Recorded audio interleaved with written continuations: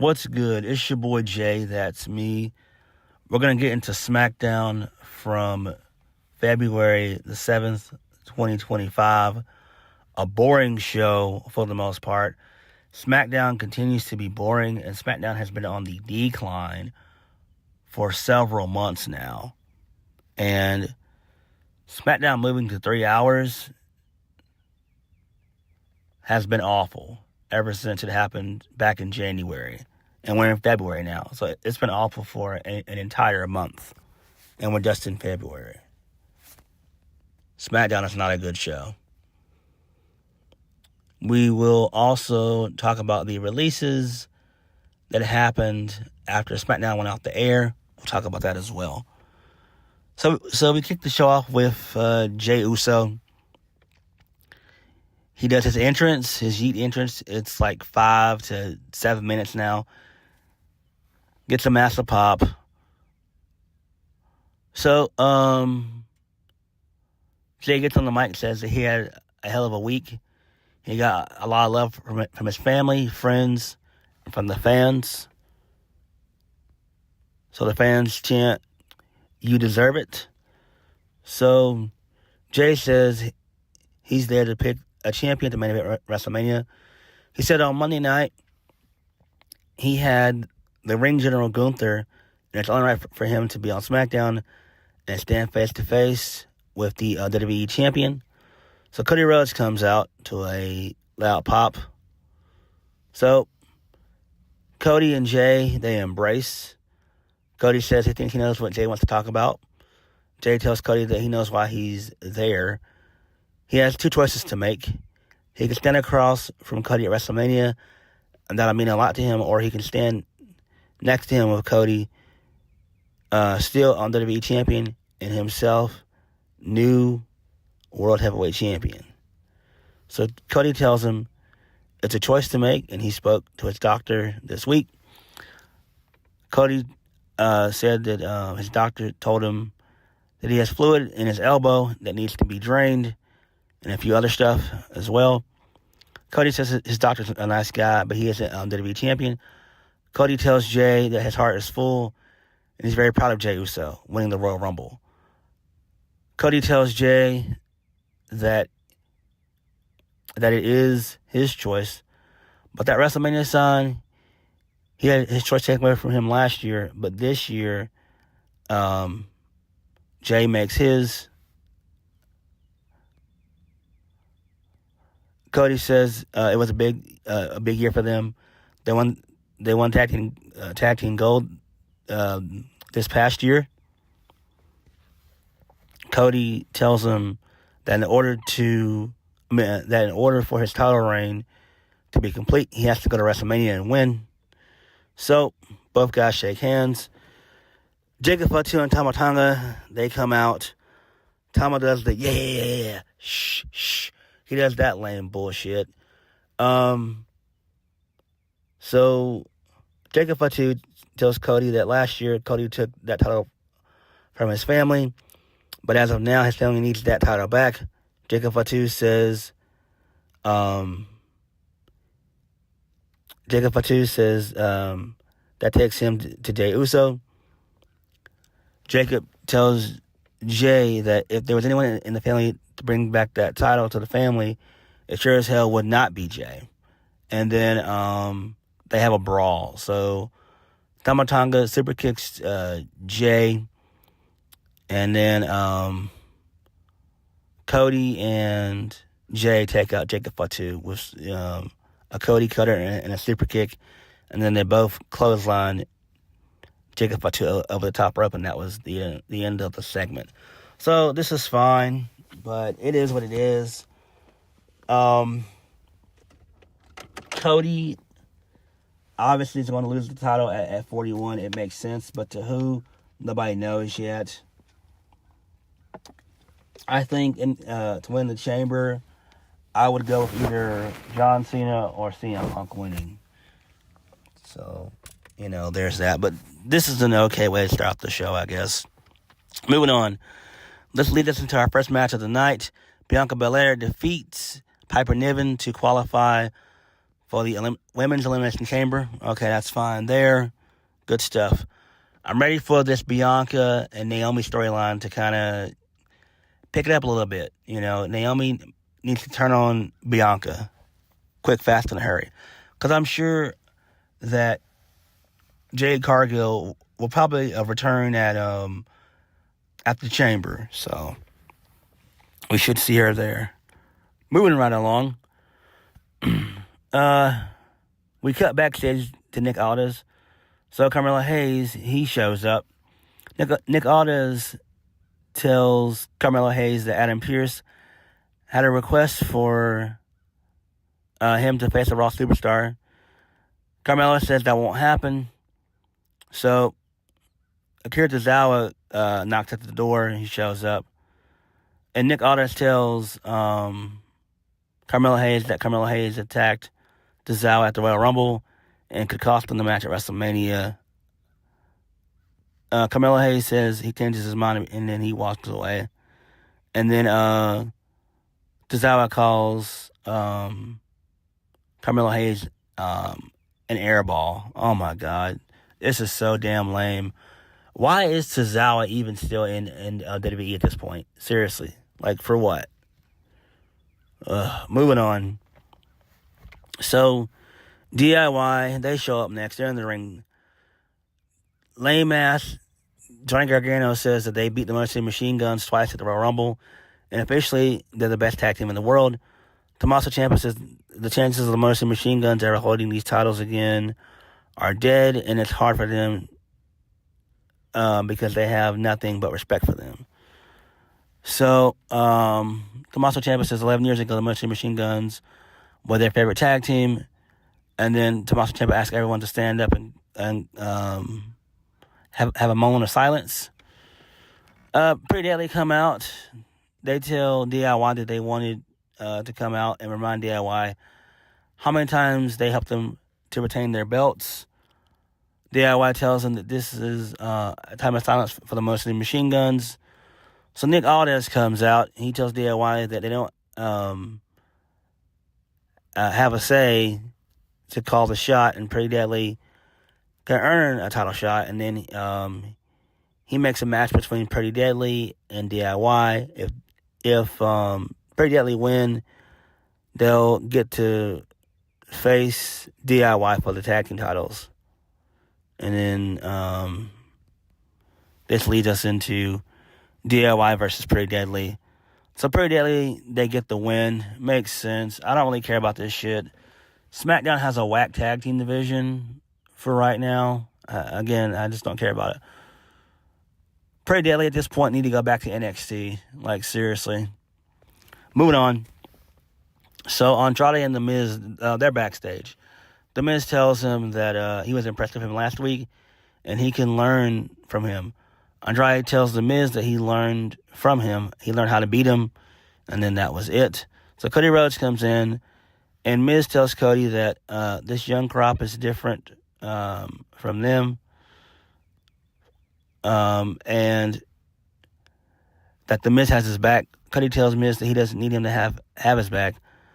Miz tells Cody last year it was all about Cody, and this year it's all about Jey. Miz asked Cody if he would still be Jay's friend if he picks him at WrestleMania, and then that was it. Okay, that's fine, I guess. Do I care about this? No, I really don't. We all know it's going to be Jey Uso versus Gunther at WrestleMania 41. It's common sense. Moving on. Drew McIntyre, he came out next. He's the newest acquisition of SmackDown. Drew says that after he got eliminated by some coward at the Rumble, he drove home, slept, and when he woke up, he realized that he's always angry. He's always angry because of the toxic work environment that is Monday Night Raw. He continues to say that he's on SmackDown for Cody's WWE Championship. Jimmy shows up next. He tells Drew that he has to earn his spot tonight, and he's going to earn his spot at the Elimination Chamber. Drew tells him, and he apologizes. He tells him that he tells them that that he can't still tell them apart. So LA Knight comes out to a pretty good reaction. He cuts a promo. He talks.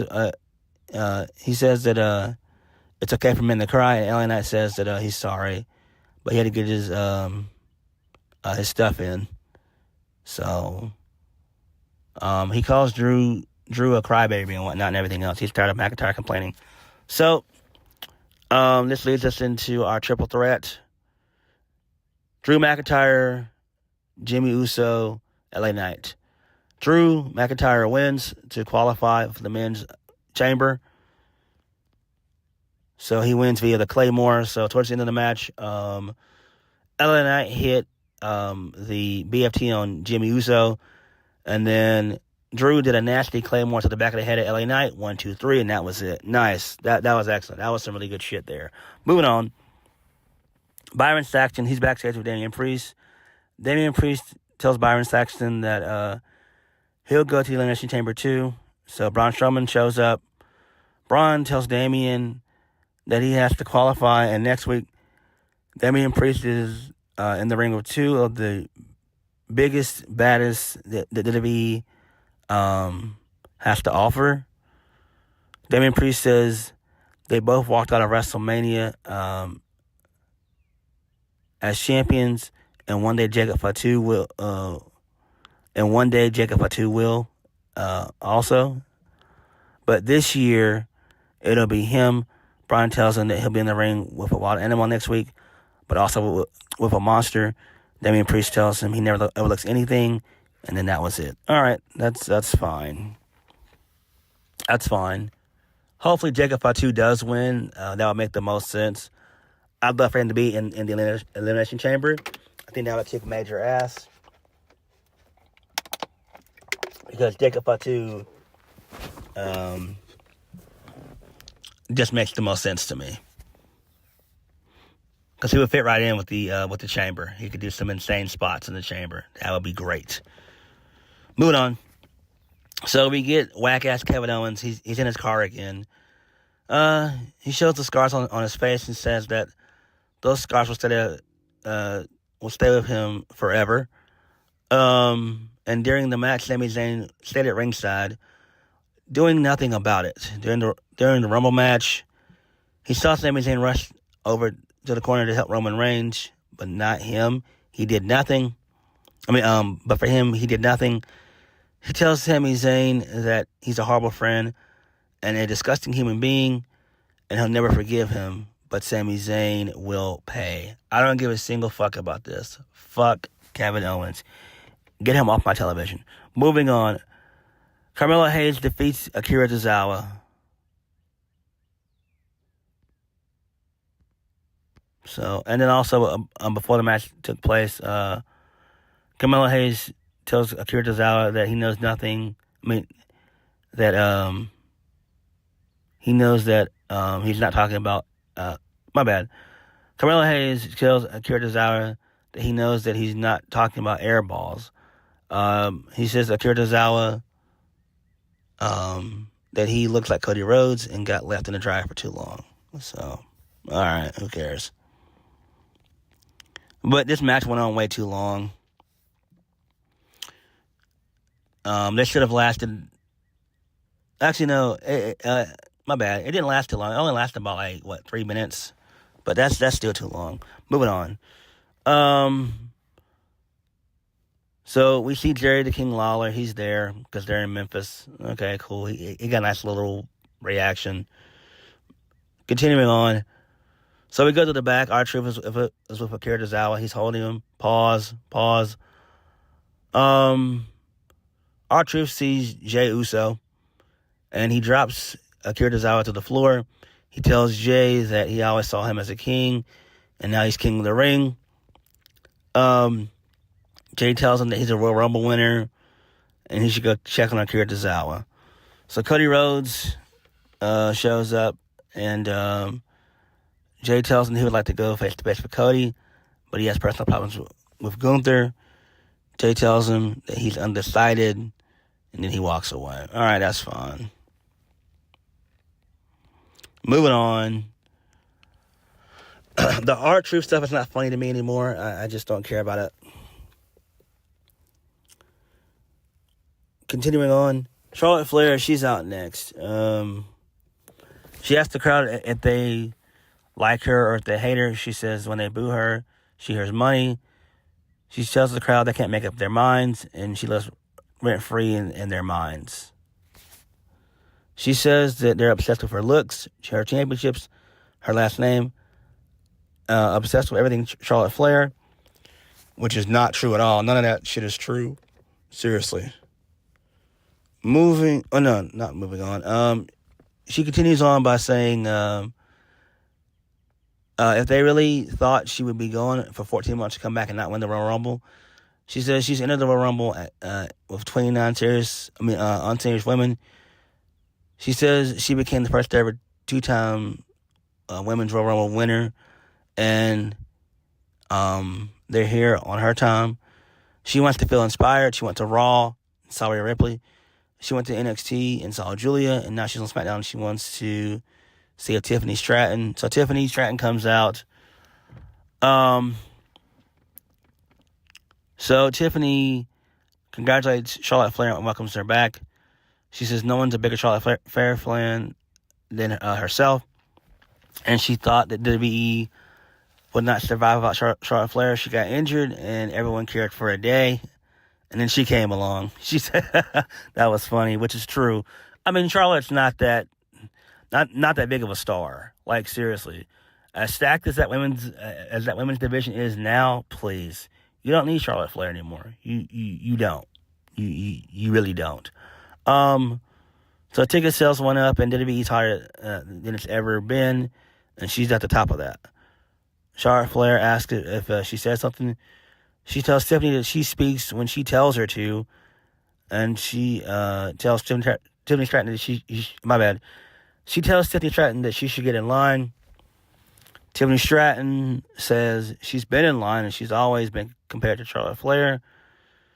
She tells Charlotte Flair to pick her, and when she beats her at WrestleMania, she'll no longer be the next Charlotte Flair. She'll be the one and only Tiffany Stratton.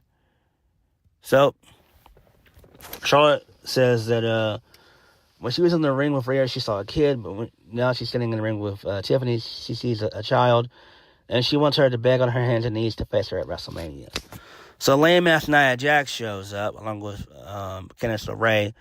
Nia says this back-and-forth blonde, this blonde back-and-forth stuff is cute, but it's premature. Candice tells her it's because Nia will be champion again. Nia says that she spoke to Nick Aldis. Instead of her having to face 5 women at the Elimination Chamber, she'll just have to face one next week. Nia says her and Tiffany are going one-on-one next week for that championship. And she tells Charlotte Flair she wants to become a champion at WrestleMania. She has to go through her. And then Flair says she'll stick around to see what happens. So then this leads us into Alexa Bliss versus Candice LeRae. Alexa Bliss wins via the Sister Abigail DDT, which is pretty cool. So she qualifies for the chamber. All right, moving on. So we go backstage with Byron Saxton. We see Chelsea Green and Piper Niven. Chelsea Green says that she'll beat Naomi next week to qualify for the Elimination Chamber and go to WrestleMania. All right, this leads us into the main event of the evening. Cody Rhodes and Jey Uso, they defeat Jacob Fatu and Tama Tonga. Cody Rhodes gets the win via the Crossroads, and Jey took out Jacob Fatu with a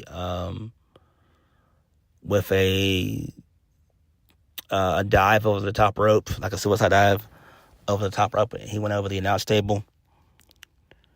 And then post-match, Cody celebrates only for a brief moment. So a guy in a hoodie shows up, all black, and it's Solo Sikoa. He drops Cody Rhodes with a Samoan spike, and that was it. I don't know why Solo Sikoa is back. I'm not really, I figured he would come back, but come on, man. Like this is whack. Like, why is he back? I have no idea where this is going. I don't know. And really, I don't care. SmackDown was boring. I forgot to mention the Street Profits. They cut a really good promo. Props to Angelo Dawkins. He cut a really, really good promo. And I'm glad that the Street Profits have finally turned heel. They're going to be serious heels, so I do like that. Again, SmackDown continues to be boring. Nothing really to talk about on the show. Solo Sikoa being back, who cares? It's not really that important. We don't know what he's going to do. So, when SmackDown went off the air, there were releases. And so, basically, it was 6 people who got released. So, Cedric Alexander got released.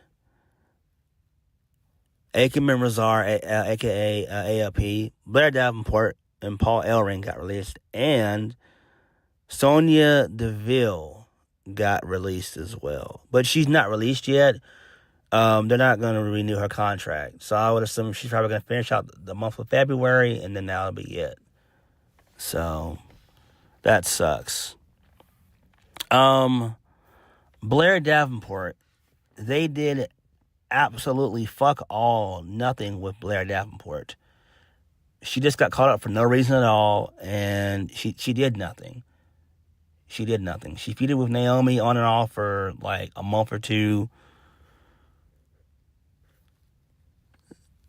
Where do I think she'll go? I think Blair Davenport will end up in TNA. That's where she needs to go because TNA needs a strong knockouts division. And I think she would be a good number one contender to take on Monster Slamovich, or she could go one-on-one with Tessa Blanchard. I think that would be cool. So I could definitely see her going there. Keeping it with the women, Sonya Deville. Sonya Deville has always had good character work. Her in-ring work is okay, but Triple H is such a match mark that's all he cares about. Sonya Deville got a rough hand, man. She got a rough hand. She did really good in NXT. I really wish that she would have been down there with Mandy when Mandy was still with the company. That would have been great. I think that's where Sonya Deville will end up. She'll go to TNA, and she could bring Mandy with her. I would love to see both of them in TNA. If you got Blair Davenport, Sonya Deville, and Mandy Rose in the Knockouts division, you got a pretty serious division. Akam and Razar, a.k.a. ALP, Uncle Paul Ellering, they should go to the TNA. Cedric Alexander, I know people are going to say AEW, but after what went down between Tony Khan and Cedric's wife, Big Swole, a few years ago, I don't know if he's going to even be allowed to go to AEW. And believe it or not, if he were to go to AEW, all he would do is just do stuff with the Hurt Syndicate / Hurt Business. That's all he would do. We don't know how long that's going to last. If I was Cedric, hopefully he can go to TNA. That's where Mustafa Ali is. I would love to see him in the X division. And that makes sense. I think Cedric Alexander would be great in TNA. I think all these people that got released should go to TNA. TNA should pick up every last one of these people that got released. It makes the most sense. Same thing with Duke Hudson. Even though he's been gone since January, he should also go to TNA as well. And we could see Cedric in TNA in March because he got, he was on NXT at the time. Like I said, he did stuff with Javon Evans. So there's that. But, it is what it is. I do think there's going to be more releases. Probably either after the Chamber or probably after WrestleMania. I would be worried if I were some people. Like if I were Alba Fire and Isla Dawn, if I were KC Squared, if I was Akira Tozawa, you know, if I was an NXT, like a Gigi Dolan or a JC Jane, you know, people who've been there for a while, Wes Lee even, you know. So it sucked that they got released, but thankfully, you know, TNA can pick them up. I don't see any of these guys going to AEW. I just don't. They don't need to. And to be perfectly honest with you all, AEW needs to release people as well. They need to start releasing people. So SmackDown was boring as per usual. And hopefully the releases can land on their feet, and hopefully they'll be in TNA. But what did you guys think of SmackDown? Like, comment, subscribe. Peace.